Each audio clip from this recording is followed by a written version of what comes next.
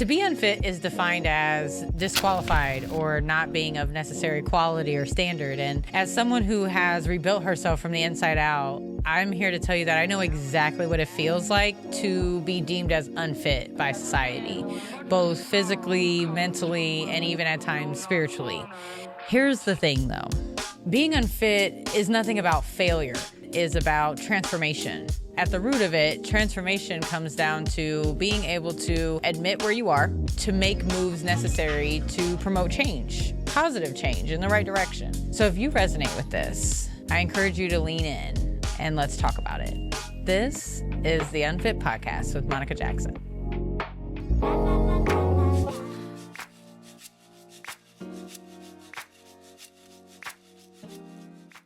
Hello, guys. Welcome to another episode of the Unfit Podcast with Monica Jackson. I am your coach, Monica Jackson, and today we're going to talk about how we stop quitting just because we messed up once. Let's talk about that little voice in your head that says, if I can't do it perfectly, I don't need to do it at all. You know the one that when you eat a bad meal, right, that turns into a cheat day, which turns into the whole weekend being wasted. And then you tell yourself that you'll just start over, right? The same one that tells you that because you missed a workout, that you should just start again on Monday or next month or next week, or even the voice that tells you that if you can't do all of it, you should do nothing at all, okay? The one that tells you that if you can't have a trainer, then you shouldn't be going to the gym. All of these things are all or nothing ways of thinking, and they are keeping you stuck exactly where you are. Here's the truth. Small, messy, imperfect little steps are what actually move you forward, not these big leaps, jumps, and moving forward in these huge ways. It's actually the little tiny things that we do every single day that add up over time that create these big goals that we want to achieve. So today we're going to break that cycle for good. Okay, we're going to change the way that we think about the ways that we go into things and how we keep going even when we mess up. So the first thing I want to talk about is why this all or nothing thinking is just a setup for failure. If you're ever feeling like you have to be 100% in or not do it all, that's just a self-sabotage trap, right?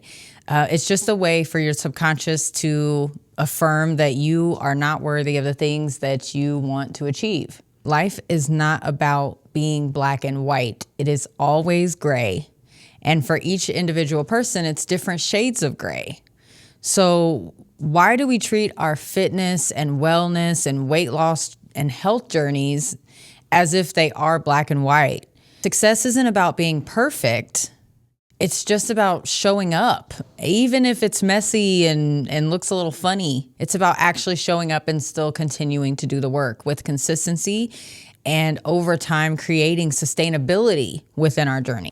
Success isn't about perfection. It's about small wins. And those small wins add up over time. And the people that are successful and the people that actually make it to the finish line are the ones that are the most consistent. And consistency isn't about doing it perfectly. It's just about continuing to keep going even when you feel like you've messed up. So one workout is better than none, right? One balanced meal is still a win. Preparing in any way, whether that's doing your laundry to get ready for the week or doing your schedule or creating systems that make sense or meal prepping everything you eat this week, regardless of how big or small they are, as long as you stay consistent with it, you'll see results. And as you create more and more of those small wins, they kind of add up to do the heavy lifting for you to get you to the big wins.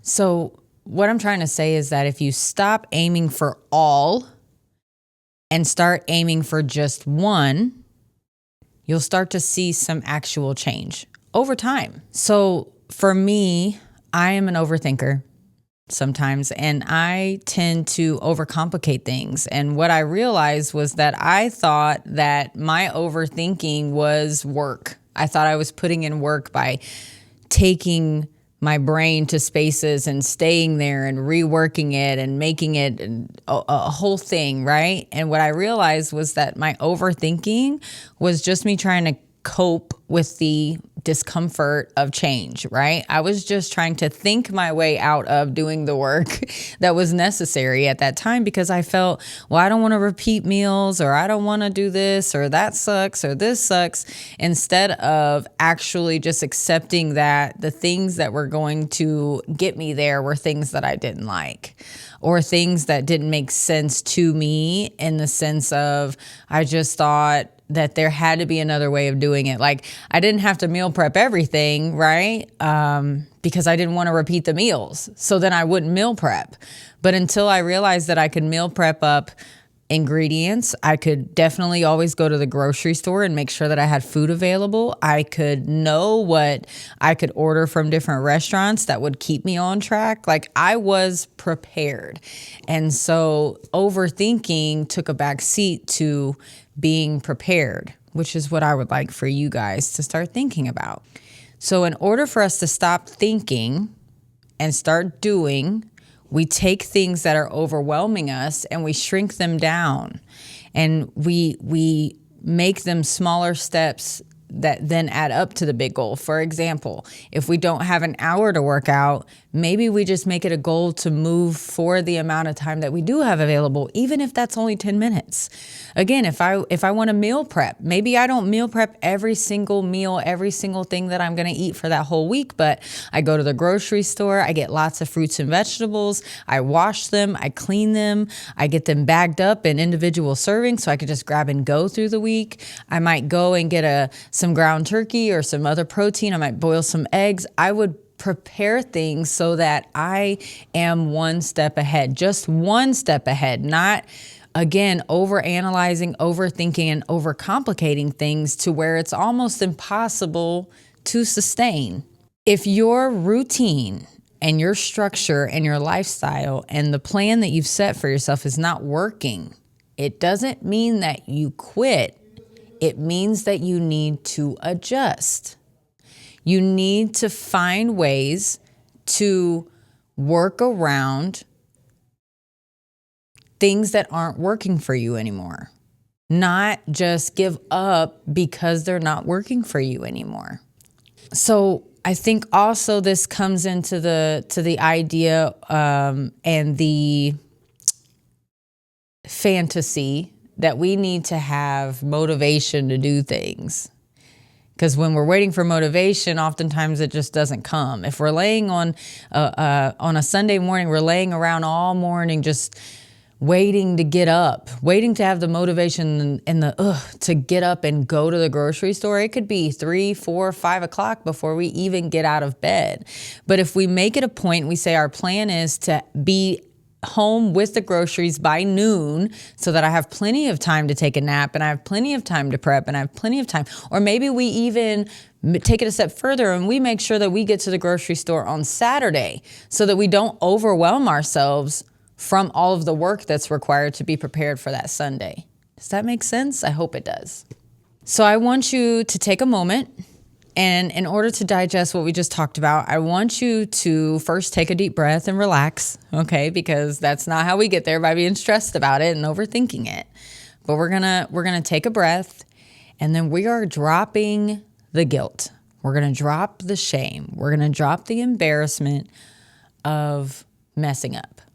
We're gonna allow ourselves to be human. We're gonna allow ourselves to make mistakes. And we're also going to continue to love ourselves and push ourselves through the discomfort of adjusting and making things make sense for us. Oftentimes we just think we have to have it together, and we don't. And I'm here to bump that right now, right?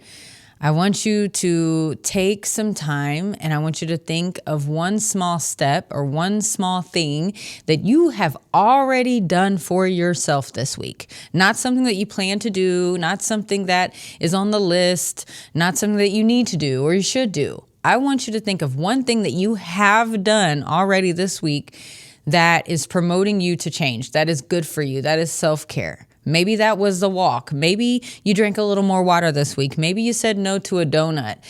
Maybe, I don't know, whatever it is. Maybe you took a nap. Maybe you rested, right? Maybe you journaled.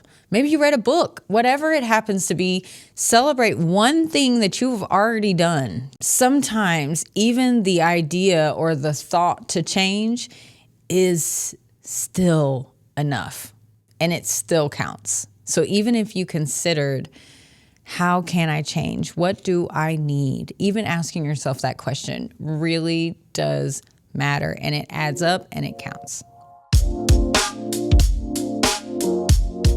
So let's make a deal. No more waiting for the perfect time. No more starting on Mondays. No more this, that, or the third, overthinking, overanalyzing, overplanning, overcomplicating. Progress happens in small, everyday choices. Everyday little tiny choices that add up and create habits. And those habits are what are going to create change for us. I want to leave you with this affirmation today. Every small step moves me forward. Okay? I love you very much. I hope that you will download the page for this week. I hope that you'll work through these journal prompts. Take 10 minutes for yourself, because that is self-care. And understand that you don't have to keep striving to be perfect, and you can fail out loud in the open, unapologetically, and still very much get there. I love you. Have a good day.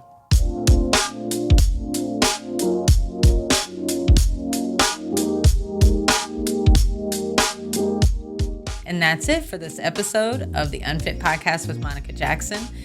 If this resonated with you, I hope you'll hit follow and come back for more. Share with a friend who needs it, and subscribe to join this community. And don't forget to download your free Unfit Podcast companion journal. It's filled with everything you need to turn inspiration into action. And until next time, take care of you.